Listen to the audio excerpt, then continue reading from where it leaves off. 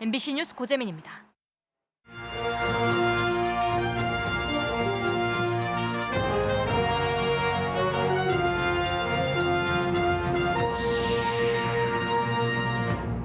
충주 지역 모든 고등학생들이 해외 연수를 가게 됐습니다. 한 지역 전체 학생이 해외 연수를 가는 것은 처음입니다. 학부모들의 극심한 반대에 부딪혔던 충북 첫 조립식 모듈러 학교가 완성됐습니다. 말 그대로 임시교실이라 부정적 인식은 여전합니다. 시행 1년도 안 된 청주공항 셔틀 운행이 국제선 취항을 앞두고 중단됩니다. 이용률이 저조하다는 게 이유입니다. 동서양의 건축 양식을 보루지는 100년 역사의 음성 한옥성당이 철거 위기를 맞았습니다. 문화재적 가치가 너무 늦게 조명을 받았습니다. 시청자 여러분 안녕하십니까? 계속해서 충북 소식입니다. 내년부터 충주시의 모든 고등학생들이 해외 연수를 실시합니다. 고등학교 1학년이나 2학년 전체를 보낼 계획인데요. 이렇게 2,000명에 가까운 인원이 한꺼번에 해외 연수를 하는 건 처음 있는 일입니다. 이승준 기자가 보도합니다. 내년부터 충주의 모든 고등학생이 해외 연수를 갑니다. 과거 성적이 우수한 일부 학생들 중심으로 했던 해외 연수를 모든 학생에게 문호를 넓혔습니다. 고등학생들에게 해외 경험을 시켜서 세계 시민의 역량을 기르고 글로벌 인재를 육성하기 위해서 이 계획을 추진하게 되었습니다. 현재 충주의 고등학교는 10개 학교, 고등학생은 모두 5,000명입니다. 이 가운데 3분의 1 정도인 한 학년 전체를 보내게 됩니다. 현재 중학교 3학년이나 고등학교 1학년들이 유력합니다. 전체 예산은 28억 6천여만 원, 학생 1인당 140에서 150만 원 선입니다. 충주시가 1인당 100만 원씩 21억 9,100만 원을 지원하고 도교육청이 부담하던 체험학습비 6억 8천여만 원이 보태집니다. 교육 경비로 해마다 40에서 50억씩 지원하던 충주시가 고등학교 교장들의 건의를 받아들여 이루어졌습니다. 기존 교육 경비는 그대로 나가고요. 다만 사업이 종료되는 체육관 건설 등 사업이 종료되는 경우가 있어서 그 사업비 대체하고 추가로 10억 정도 세워서 추진하게 될 것 같습니다. 해외 연수는 3, 4일에서 길게는 일주일 정도. 학교별로 연수 프로그램을 구성하게 됩니다. 충주 지역에서 준비하고 있는데요. 지금 충주교육지원청과 충주시청 그리고 각 학교 담당자들이 서로 모여서 지금 12월 중에 추진단을 만들려고 하고 있습니다. 그 추진단을 통해서 또 학생들이 해외에 나가서 어떻게 교육활동을 하고 또 봉사활동을 어떻게 할지 또 해외 교류는 어떻게 할지 등을 잘 추진하려고 계획 중에 있습니다. 학생 수가 적은 일부 학교나 특정 학교가 해외 연수를 간 적은 있지만 이렇게 한 지역의 고등학생 전체가 가는 것은 처음입니다. 충주시와 충주교육지원청의 실험 결과에 따라 충북은 물론 전국적인 시발점이 될 전망입니다. MBC 뉴스 이승준입니다. 도심 일부 지역에서는 공동주택 개발로 학생들이 몰리면서 과밀학급이 문제가 되고 있죠. 그러다가도 인구가 썰물처럼 빠지면 교실은 텅텅 빕니다. 그래서 번번이 새 학교를 지을 수도 없는 충청북도 교육청이 그 대안으로 조립식 건물인 모듈러 교실을 설치했습니다. 학교가 증축될 때까지 과밀학급을 막겠다는 건데 학부모들의 우려는 여전합니다. 김영일 기자입니다. 학교 앞에도 충청북도 교육청 앞에도 근조 화환이 길게 늘어섰고 상복 시위까지 벌입니다. 모듈러 교실 설치를 막기 위한 청주 내곡초등학교 학부모들입니다. 모듈러를 철회하라! 그렇게 1년이 지나고 초등학교 운동장에는 3층짜리 건축물과 1층짜리 실내 체육시설이 들어섰습니다. 학생 수가 급격히 늘면서 생긴 과밀학급 해소를 위해 학부모들의 동의를 얻어 충북에서 처음 제작한 조립식 모듈러 교실입니다. 학교를 증축할 때까지 임시로 쓴 뒤 해체했다가 필요한 곳에 다시 조립해서 쓰기 위한 겁니다. 내년부터 정상 운영되면 27개 교실과 2곳의 교사 연구실이 늘어 많게는 33명에 달했던 학급당 학생 수는 27명까지 줄어듭니다. 대규모 아파트가 들어다 보니까 우리 당초에 계획했던 것보다 학생 수요가 많아가지고 수업하는 교육 활동에 어려움이 있습니다. 그래서 과밀학급 해소 차원에서 기존 모듈러 교실과 비교해 방음 문제가 개선됐고 모든 자재는 친환경 소재가 사용됐습니다. 화재 시 불에 타지 않는 내부 단열재를 사용하고 스프링클러처럼 일반 교실 수준의 소방시설도 갖췄습니다. 제작 기간은 5개월 정도로 짧아 학교별로 학생 수 변화에 탄력적으로 대응할 수 있습니다. 도시 개발이나 인구 이동이나 출생률 저하 문제 때문에 예측할 수는 없어서 상황에 따라서는 모듈러 기술이 가지고 있는 장점을 활용할 수 있지 않나 생각합니다. 하지만 학부모들의 우려는 여전합니다. 일종의 조립식 컨테이너 교실 아니냐는 부정적인 인식이 가장 큽니다. 해소가 됐다고는 볼 수가 없죠. 가건물이기 때문에. 그리고 조립식 건물이래라고 하면서 이제 그게 심리적으로 되게 이제 아이들이 생각을 하니까 부모님들이 걱정을 많이 하거든요. 과밀학급 해소의 대안으로 떠오르는 모듈러 교실이 제대로 자리 잡기 위해서는 보다 적극적인 소통과 보완 노력이 필요해 보입니다. MBC 뉴스 김영일입니다. 충북 전역에 대설특보가 내려진 가운데 충주와 제천은 현재 대설경보입니다. 현재까지 내린 눈의 양은 충주 수안보면이 15.6cm로 가장 많고 제천 덕산면 14.4, 진천 위성센터 13.9, 단양 10, 청주 상당 3.9cm 등입니다. 청주 기상지청은 내일까지 도내 중북부에 2에서 8cm, 특히 북부는 10cm 넘는 눈이 더 내리겠고 남부는 최대 5cm의 눈이 더 내릴 것으로 예보했습니다. 한편 잠시 뒤 밤 9시를 기해 보은, 괴산, 제천에는 한파경보, 나머지 시군에는 한파주의보가 내려집니다. 내일 아침 기온은 영하 8도에서 영하 15도로 빙판길 사고와 출근길 대란이 우려되고 있습니다. 지난 6일 늑장제설로 공개 사과한 이범석 청주시장이 대설특보에 총력 대응을 직접 지시했습니다. 이 시장은 청원구 제설 전진기지를 전격 방문해 대설 장비와 자재 비축 현황, 비상근무 체계 등 대응 태세를 직접 확인하고 24시간 선제적 제설을 지시했습니다. 청주시는 지난 6일 늑장제설로 1cm 눈에 도심 교통이 마비되자 시민들의 모진 질책을 받았고 이범석 시장은 이튿날 공개 사과했습니다. 성당하면 전형적으로 떠오르는 건물의 형태가 있죠. 그런데 음성에는 100년 역사를 지닌 한옥성당이 있습니다. 동서양 건축 문화를 함께 지닌 독특한 형태로 지자체가 문화재 가치를 주장하고 있는데 이 성당 철거될 위기라고 합니다. 이지연 기자가 취재했습니다. 삼각형 모양으로 꺾인 기와 지붕. 맞은편에는 책을 펼친 듯한 또 다른 모양의 지붕이 드러납니다. 한옥에서 가장 많이 쓰는 지붕 형태입니다. 안으로 들어가면 기둥과 보, 지붕을 널기 위한 석가래까지 한옥 특유의 건축물이 고스란히 남아 있습니다. 다만 눈에 띄는 건 외국의 건축법입니다.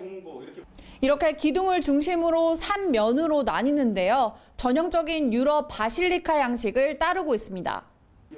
교회와 성당에서 흔히 볼 수 있는 스테인드 글라스도 발견됩니다. 음성읍에 있는 대한성공회 음성성당의 옛 예배당 건물입니다. 동서양이 공존하는 독특한 모양새로 문화재적 가치가 적지 않습니다. 그 나라의 문화와 전통을 갖다가 존중을 하고 토착화하기 위해서 노력을 한 그런 흔적들이 바로 이 성당 건축에서 나타나고 있습니다. 지난 1923년에 지금의 형태로 지어져 일제에 의해 폐교되기 전까지 초등 교육기관으로서 역할도 수행해 역사적 가치도 있습니다. 지역 주민들을 위해서 복음 전하는 것 외에도 같이 상생하는 그런 역할을 했다고 알고 있습니다. 하지만 이 건물 철거될 위기입니다. 10년 넘게 활용하고 있지 않은 데다 유지 보수에 어려움을 겪은 교구 측이 신자 의견을 받아 철거하기로 했습니다. 부지를 더 넓게 쓸 수 있다는 이유입니다. 몸이 단 건 충청북도와 음성군입니다. 부랴부랴 등록문화재로 지정해 관리비를 지원하겠다며 설득하고 있지만 결정은 소유주인 교구의 몫입니다. 등록문화재 신청은 교구의 동의 없이는 할 수 없기 때문입니다. 100년 역사와 가치를 지닌 164제곱미터의 아담한 한옥성당. 철거가 결정되고 나서야 뒤늦게 존재와 가치가 조명받기 시작했습니다. MBC 뉴스 이지연입니다. 청주국제공항이 야심차게 도입한 무료 순환버스 운행이 새해부터는 중단됩니다. 탑승률이 기대에 못 미치자 9달 만에 사업을 접기로 한 건데요. 국제선 재개를 앞두고 너무 이른 결정이 아니냐는 목소리가 나옵니다. 정재영 기자입니다. 자가용이나 열차 이용객들의 편의를 위해 지난 4월 도입된 청주공항 무료 순환버스. 여객 청사를 출발해 원거리 주차장 2곳과 청주공항역을 거쳐 다시 청사로 돌아오는 노선으로 7분에서 8분 정도 소요됩니다. 비수도권 공항 가운데 전국 2번째로 공항공사와 지자체가 비용을 반씩 분담한 대표적 협업 사례입니다. 걸어오는 거리를 이렇게 태워다 주니까 편하고 끌고 와야 되잖아, 무거운 거 다. 근데 짐 다 싣고 타고 오는 거 훨씬 편하지. 시행 9달째를 맞은 순환버스는 여전히 사전 홍보가 부족했지만 알았으면 버스 타고 왔을 것 같아요. 너무 추워가지고. 네.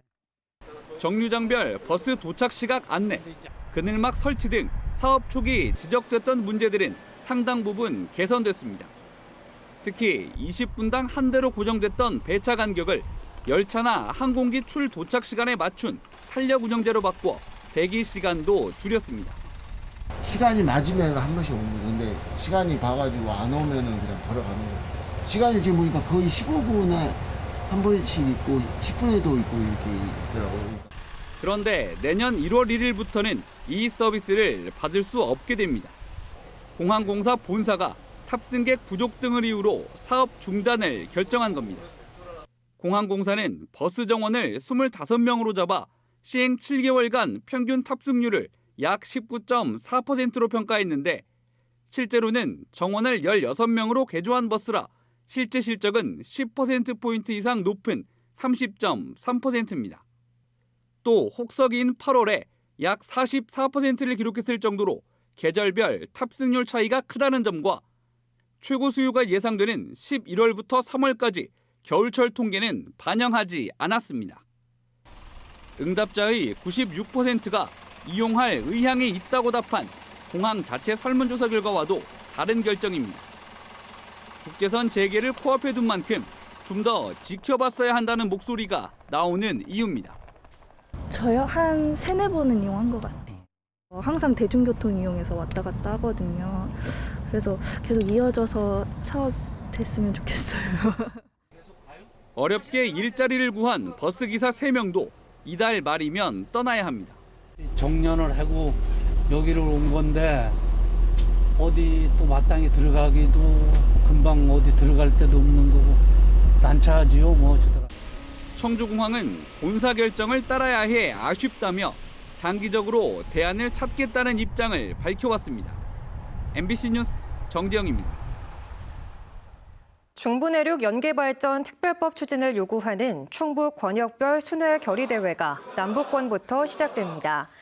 중부내륙발전 특별법 민관정 공동위원회는 오후 3시 옥천에서 충북 남부 3군 단체장과 정치인, 주요 단체 대표자 등이 참석하는 대규모 결의대회를 열고 댐 규제 등으로 개발에서 소외된 남부 3군의 특별법 제정 여론을 가시화할 예정입니다.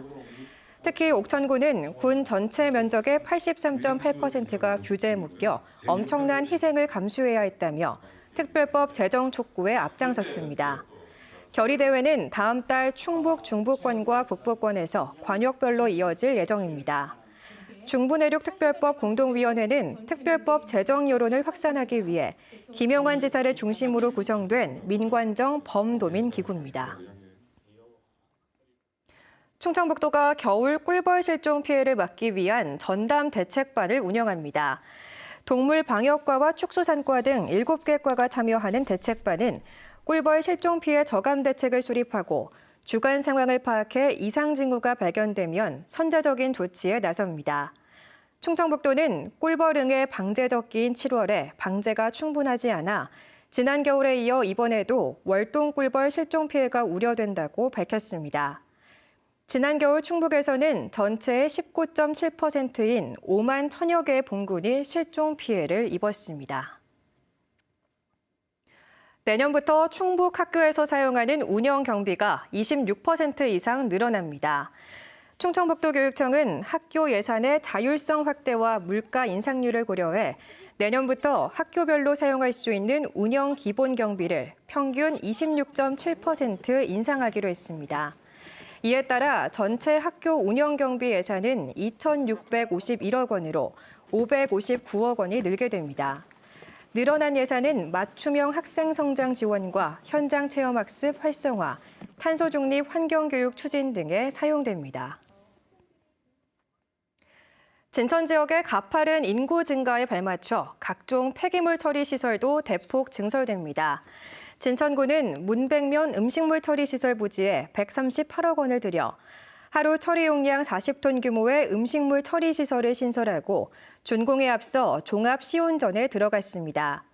기존 음식물 처리 시설은 하루 처리 용량이 10톤이라 최근 하루 30톤씩 배출되는 음식물 쓰레기를 감당하지 못했습니다.